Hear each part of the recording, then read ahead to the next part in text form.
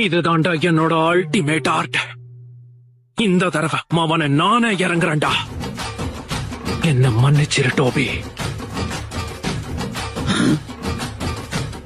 ஒரு explosion!